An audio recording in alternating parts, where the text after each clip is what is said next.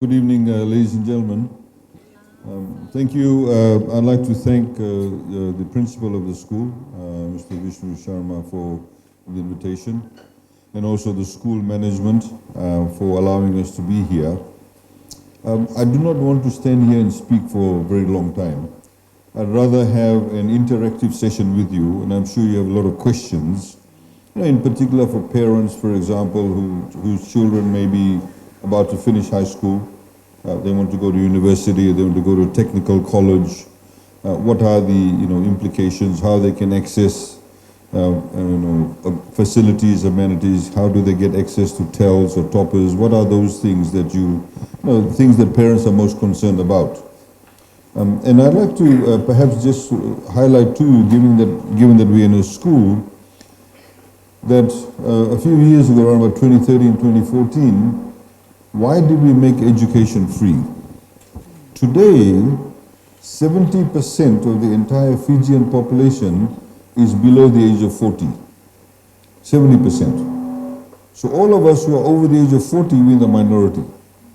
Only 30% of the population is over the age of 40. In fact, 65% of the population is below the age of 35.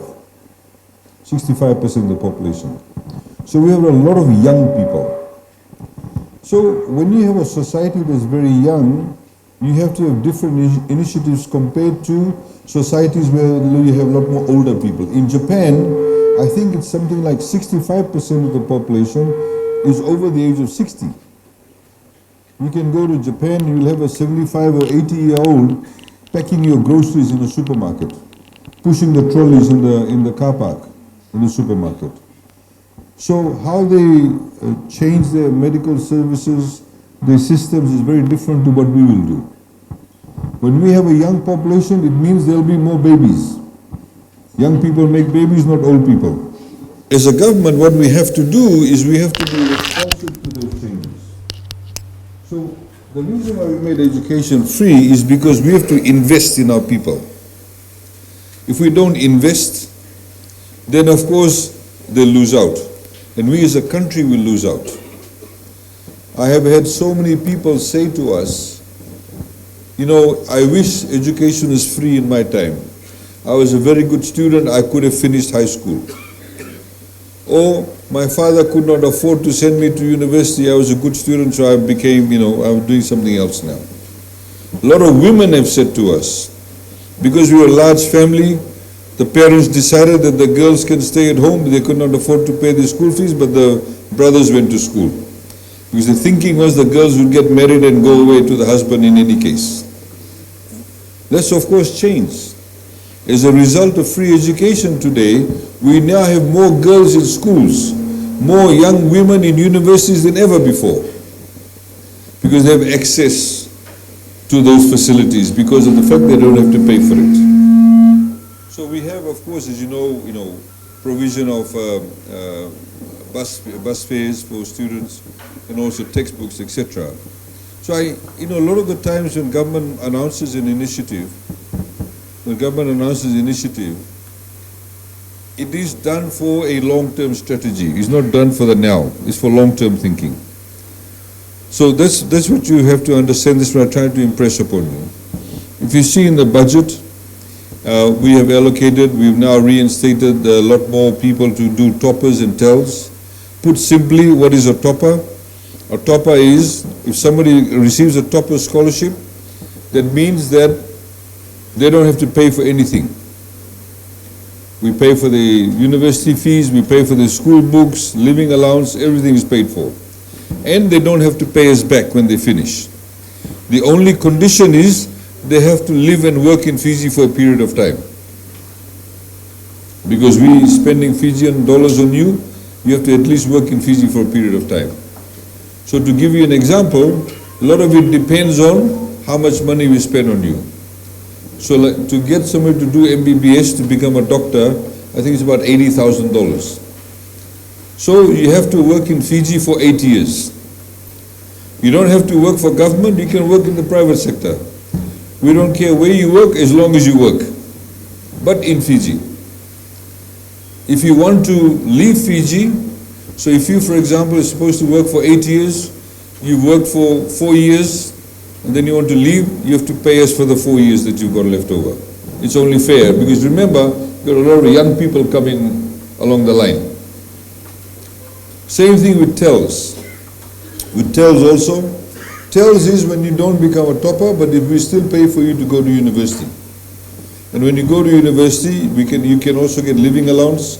Some people, they live at home, so they don't want the living allowance. They just want the university fees paid. So their loan will be less. The other people who pay in excess of $6,000 a year for their living allowance. School books, whatever they want, university books they want to buy. At the end of it, if they're on TELS, then you have to repay the loan. Now, how does the repayment system work? If you come from a low-income family, there's no interest rate, 0%. If you have a slightly higher, the interest rate is 0.5, 1%, 1.5%. So it's not much. So if I, for example, I've got TELS, I've been to university on TELS, I finish university, I don't have to start paying government straight away. Only when I get a job, they take a small percentage out of your salary, the Fiji Revenue Customs Services. If I work for 2 years, I do the repayments. If I then stop working, I don't have to do the repayments. Right? That's how the system works, only when you work. We've also now come up with a scheme, as announced a couple of budgets ago, that if you pay within a period of time, 3 years' time or so, 50% of your debt, the other 50% we forgive. You don't have to pay the other 50%. So it makes it very easy. So a lot of the banks now are coming and saying, look, if somebody finishes university, they've got a job, we'll pay 50% of the loan to government, the other 50% gets forgiven, they have a loan with the bank. So another 50% of the debt is gone. So we made it very, very easy now. Now, just for the university fees, toppers and TELS, we have to pay over $160 million a year. That's how much we have to pay. Of course, the education is all free. That's got a separate budget too. So those are the things that relates to your children. As you know, and I hope you've done that also, those families who earn less than $50,000 a year, you can now apply for your children the what we call dollar a day to meet the inflation cost. You know, the inflation, the cost of things are going up. A lot of these things are beyond our control. Just to give you an example, I mean, all of you eat roti, purini, bambakau, pani keke, bread, right? All of these things are made from flour.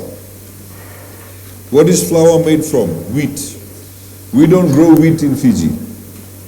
It can't be grown in Fiji. It's the same way you can't grow bananas in some cold country in Europe. Wheat cannot be grown here. Only 2 companies in Fiji make flour.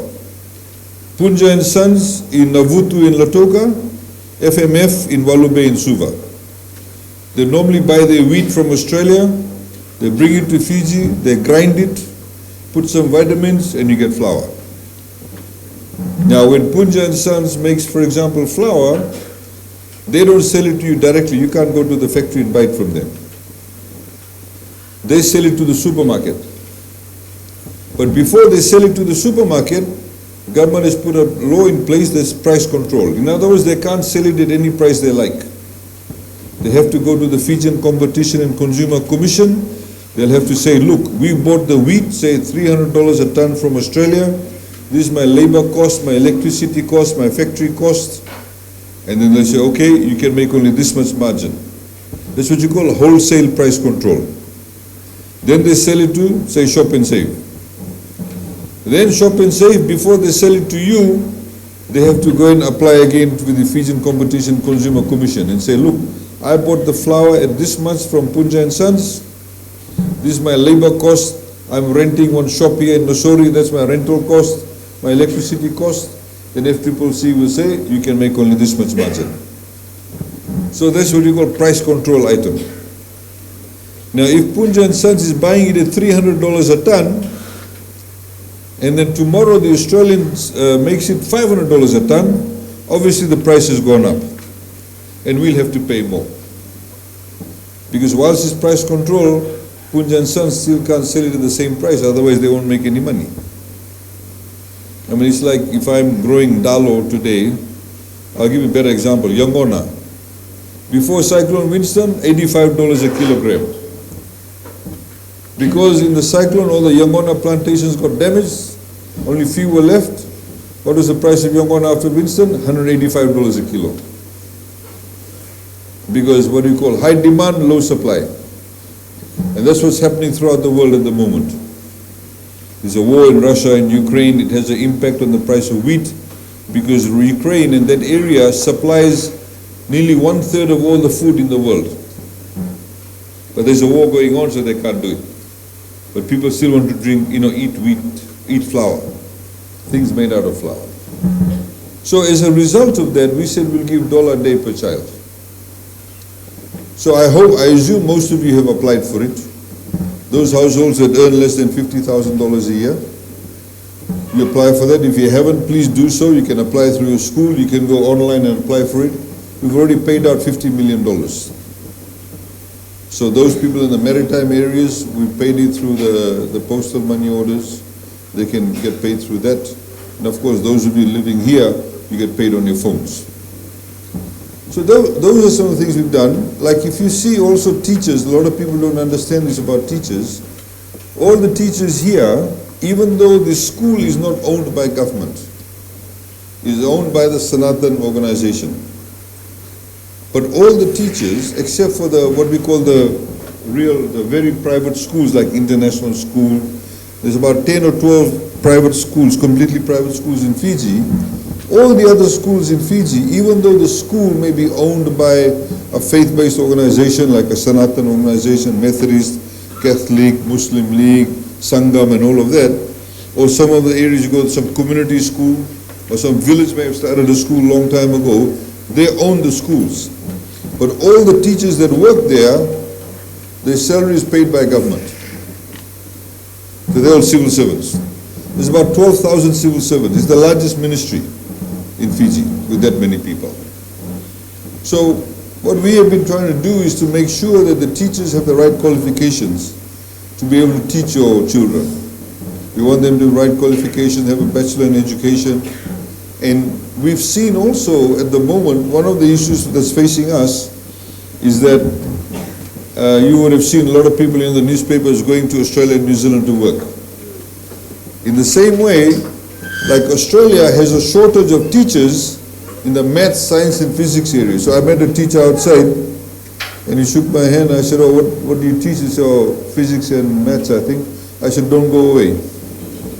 Because my brother-in-law, for example, he works in a remote school in Australia.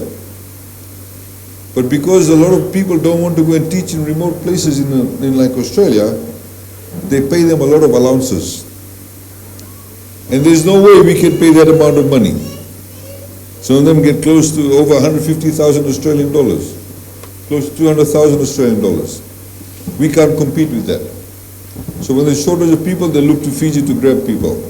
The shortage of fruit pickers, they look to Fiji. When there's shortage of nurses, they look to Fiji.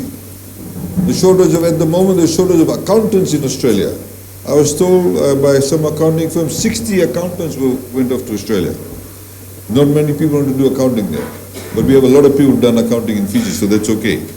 But they take away some experienced people.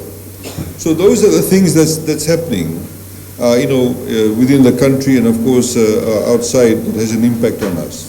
One of the things that we want to do is the reason why we're investing in young people is that we want to grow the Fijian economy. The idea is to keep on growing it. So, we can get more people electricity. You've got a new bridge here on this road. To be able to do more of that, get more people connected to electricity, more people connected to water. I know there's water issues in this area. We're doing a major project costing us close to $300 million, the Viria water project. That should be, God willing, done by May of next year. Once that is done, the water problems in this area will be solved. In fact, we'll make more water than the actual usage. It will be about $40 million liters spare of water we'll have. So in that way we can connect more people who currently don't have water taps, etc. Thank you. Naka.